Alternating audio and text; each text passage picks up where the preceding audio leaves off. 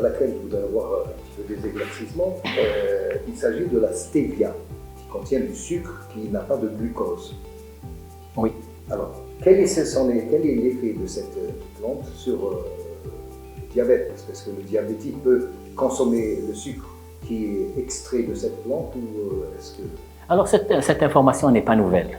Déjà, je ne vais pas citer de marque, il y a des boissons gazeuses dans lesquelles on a ajouté de la stevia. Parce que le Stevia rebaudiana, Bertoni, c'est ça son nom latin, son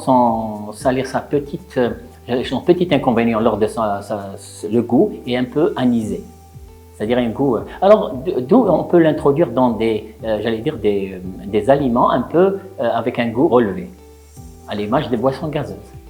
D'accord, on ne peut pas distinguer ça.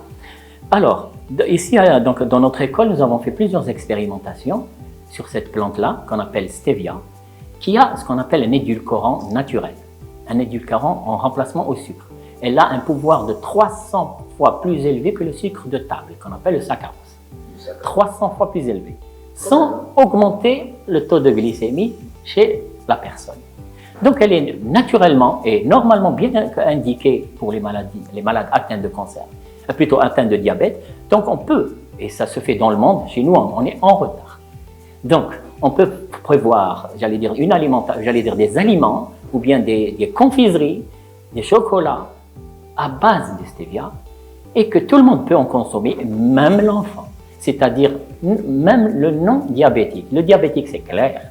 Maintenant, dans ma petite réflexion, vous savez que l'idée, c'était quoi? C'est de donner ça aux diabétiques, mais derrière, c'est de faire une alimentation préventive pour les gens qui ne le sont pas, qui risquent de devenir s'ils continuent à consommer du sucre. Voilà, c'était ça, en fait, de la nutrition préventive. Très bien. Voilà. Et alors, est-ce que le sucre de la stevia est commercialisé en Algérie? Alors, son problème, c'est son prix, je vous le dis. Moi, j'aurais souhaité que l'État intervienne dans son importation, c'est-à-dire importer les graines, les semences, et qu'on puisse les cultiver ici et en produire. Vous savez qu'une goutte, on a travaillé avec la poudre de stevia, 1 milligramme, vous pouvez sucrer 1 litre, plutôt plus, s'il vous plaît, jusqu'à 2 litres d'eau.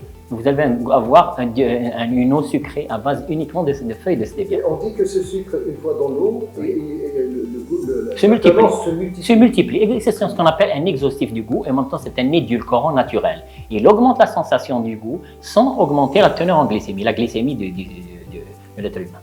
C'est ça. Donc tous les diabétiques peuvent en consommer si jamais on peut importer ou alors fabriquer du sucre. Absolument.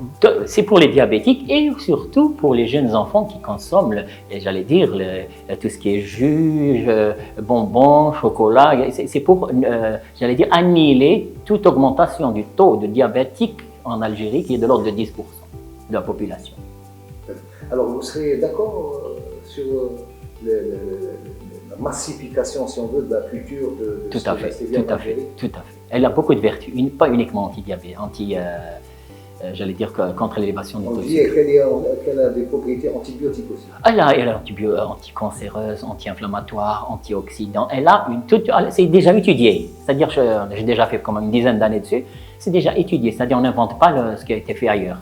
Mais j'en aimerais bien l'avoir ici en Algérie pour la santé et le bien-être de la population algérienne.